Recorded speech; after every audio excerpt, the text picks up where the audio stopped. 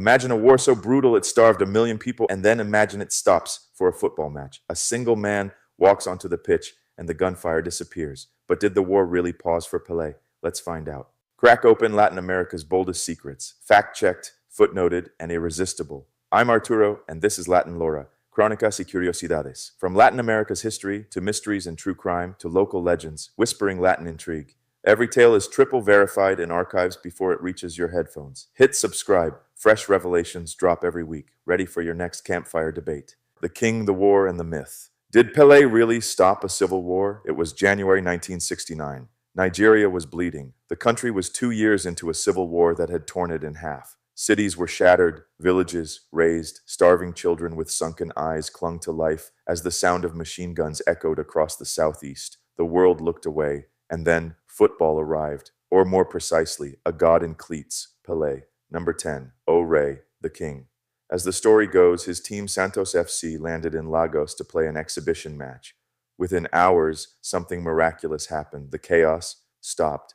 Fighters from both sides, the Nigerian government and the breakaway state of Biafra, reportedly laid down their arms. A ceasefire was declared. The war for 48 hours took a timeout, not for peace talks, not for the UN, for Pelé. He took the field. Thousands screamed. A nation at war was for one night united. And then, when Santos left, the shooting resumed. That's the legend. But here's the question. Did it actually happen? This isn't a feel-good tale. This is a forensic dive into myth-making, memory, and the raw power of sports. Because if it's true, it may be one of the most surreal moments in modern history. And if it's false, then it's something else entirely. The most beautiful lie football ever told. Pelé, the rise of a football king. To understand why millions believed he could stop a war, you need to understand who he was. Pelé wasn't just a footballer. He was a global phenomenon long before the word had an Instagram filter. Born in a poor neighborhood in Brazil, he burst onto the world stage in 1958 at just 17 years old, scoring 6 goals in his first World Cup. He didn't just win trophies, he redefined what the game could be. By the time he turned 30, Pelé had racked up more goals than most strikers dream of in a lifetime, over 1,000 by some counts. 3 World Cup titles, still unmatched. He played with elegance and brutality, grace and fury. Opponents couldn't touch him, fans couldn't stop watching him, governments noticed too. In 1961, Brazil officially declared Pelé a national treasure, not out of pride but panic. They literally banned him from being sold abroad, afraid Europe would steal their icon. By the late 60s, his fame had outgrown even Brazil. Santos FC, his club, turned him into a touring sensation. The team stopped caring about trophies. They cared about ticket sales. If your city could afford it, Santos would fly in, Pelé would dazzle, and you'd tell your grandkids about the day the king came to town. And that's exactly what happened in Nigeria. Only this time, the story wouldn't just be about goals. It would become something bigger, something harder to prove, something the world still debates to this day.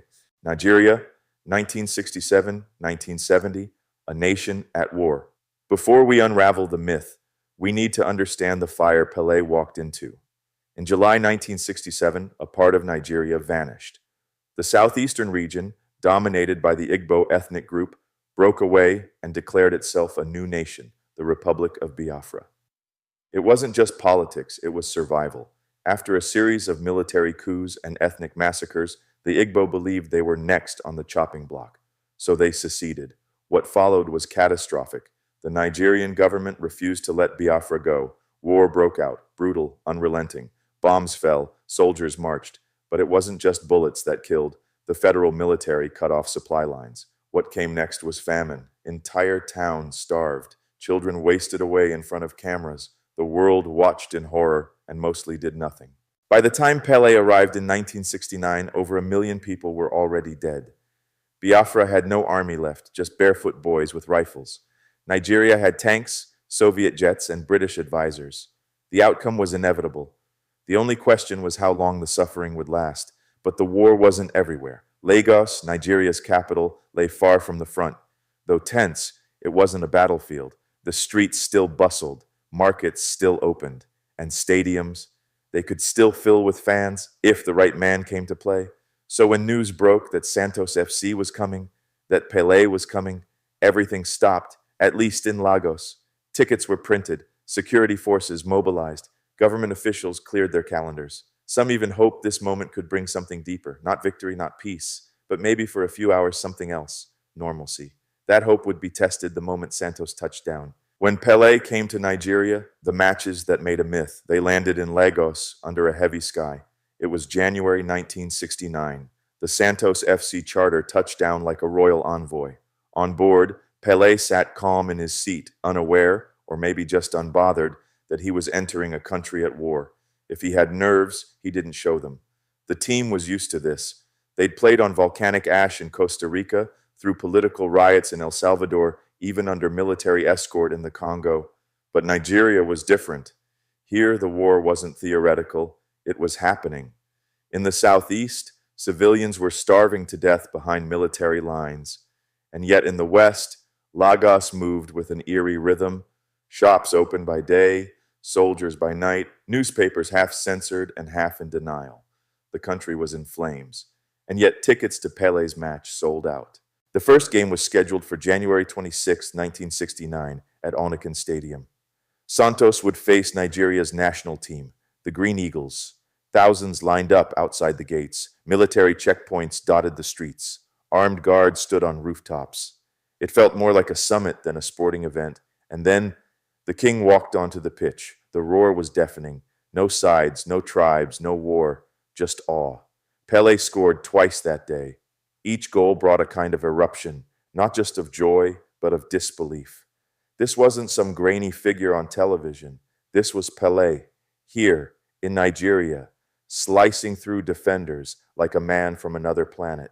The match ended 2-2, but no one cared about the score. The crowd rose to its feet. People wept. Even the soldiers on the sidelines clapped. For those 2 hours, everything else, rationing, checkpoints, curfews, grief, melted away. And then Santos left, or so they thought. Just days later, a new invitation came, this time from Benin City, a government-held town far closer to the front line. It was a risk, but the offer was too good to refuse. On February 4th, the team returned to Nigerian soil. This time, they were met not just by fans, but by fanfare. The governor declared a local holiday. Toll gates were lifted, roads were cleared.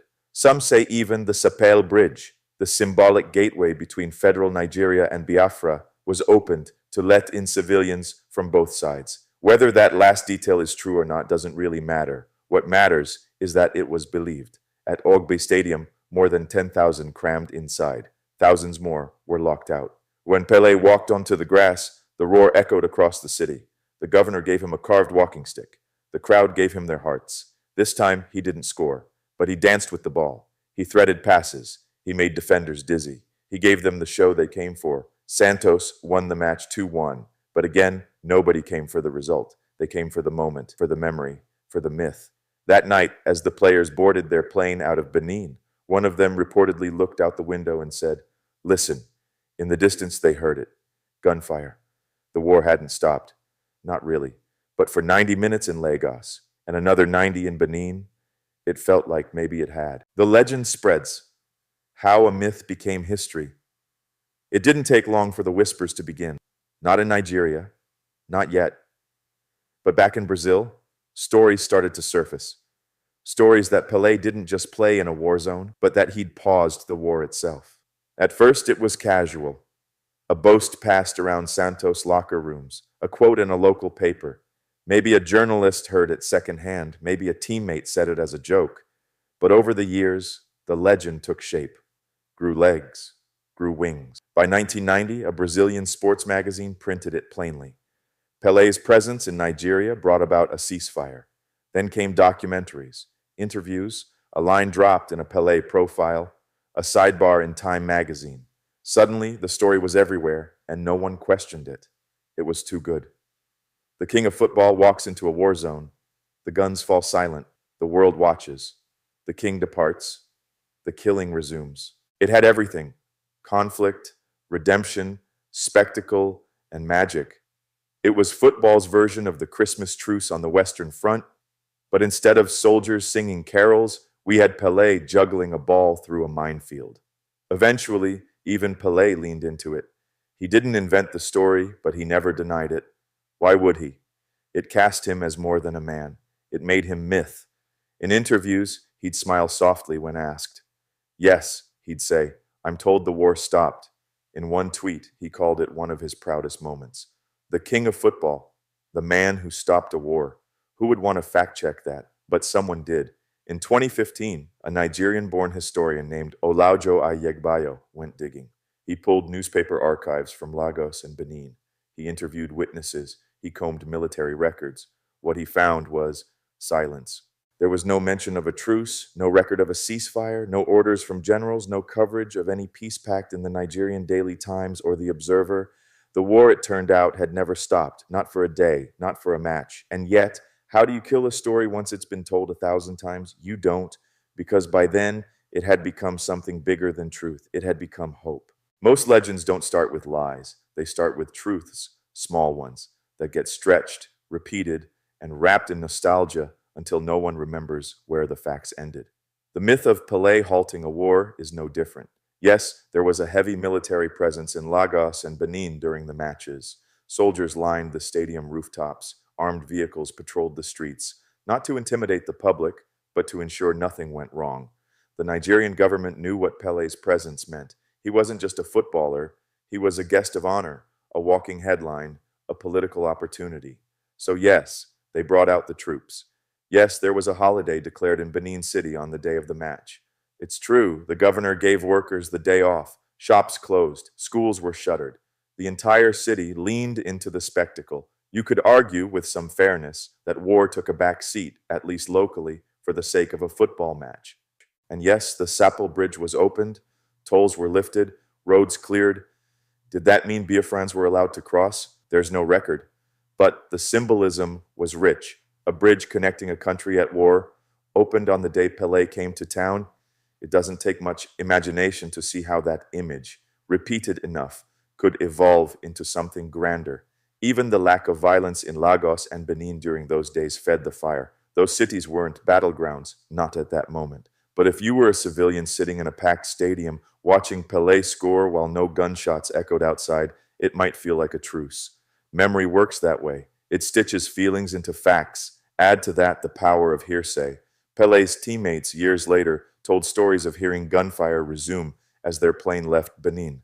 One joked, "We stopped a war, at least until takeoff." At the time, it was probably just a quip, a throwaway line. But in a documentary, in a biography, that line becomes gold. And then there's Pelé himself. He never claimed it outright, not at first. In his early books, there's no mention of stopping a war. But decades later, when the legend had hardened, he began to smile when asked. He said things like, "That's what I was told," or "It's one of my greatest honors." Was it humility? Was it complicity? Maybe it was just easier to let the story live than to correct it. Because the truth is this, Pelé didn't stop the Nigerian Civil War. But for 90 minutes in Lagos and 90 more in Benin, he stopped something else. Fear, division, despair. He didn't end a war, but he made a war-torn country believe, even for a breath, that it could be whole again. War, myth, and memory. Why we want the story to be true. The myth survives because we need it to. We need stories where beauty interrupts horror, where magic breaks through the madness, where a man, not a weapon, becomes the reason enemies stop shooting. In a world that often disappoints us, legends like this become sacred. Think about it. What does the story really offer? It's not just about football. It's about hope. That even in the ugliest moments of our history, humanity can find a pause button. That a ball, passed across a field, can be more powerful than a bullet. And Pelé was the perfect vessel for that hope. He was untouchable, loved by Brazilians, idolized across Africa, respected by rulers and rebels alike. He never played dirty. He never bragged. He smiled, danced, scored, and disappeared. He felt like peace in motion. So of course we want to believe he stopped a war. Because if he could, then maybe we could too. Maybe art and sport and joy still have power in a world that so often drowns in grief. Maybe there's a sliver of magic left. But history isn't built on maybes. Historians looked, journalists dug. No ceasefire was called, no orders were issued. The Biafran army never stood down. The Nigerian military never paused its offensive. The war, tragic and relentless, continued. Still, there's something about the silence in those stadiums, something about the way people cheered, something about the way Pelé moved, unbothered by the madness outside the fence. He may not have stopped the war, but he did something. He reminded a broken nation what joy looked like. And sometimes joy is a kind of rebellion. The man who didn't stop the war, but gave us peace. The war ended in January 1970, not with Pelé's final goal, not with a handshake, but with a surrender. Biafra collapsed. The Nigerian government declared victory. The fighting was over, but the scars remained. Over 1 million civilians were dead. Starvation had done what bullets could not. An entire generation had been shaped by grief. And yet, when people looked back, something strange happened. They remembered him. Not the generals, not the rebels, not the treaties. They remembered the day Pelé came to town. In Lagos, fathers told sons about that goal in the 25th minute. In Benin, fans remembered the holiday, the sombrero, the way the ball never seemed to leave his feet. Across Nigeria, even decades later, people spoke of those days with reverence, not because he ended the war, but because he brought them peace when they needed it most. For 2 games, just 2, there were no tribes, no politics, no hunger, only joy. And that may be why the myth endured, because in a world desperate for miracles, Pelé gave them something close, a moment, a memory, a breath of magic in a time of blood. He didn't stop the Nigerian Civil War, but he reminded a wounded nation what it felt like to be whole. And maybe, just maybe, that's the kind of legend worth keeping. Gracias. Thanks for trekking the hidden trails of Latin America with me. If you uncovered a new clue today, like, share, and hit subscribe so you never miss the next story. Drop your theories below, and until then, keep the legends alive and the facts on fire. I am Arturo, this is LatinLora, and I will see you next time. Hasta la vista.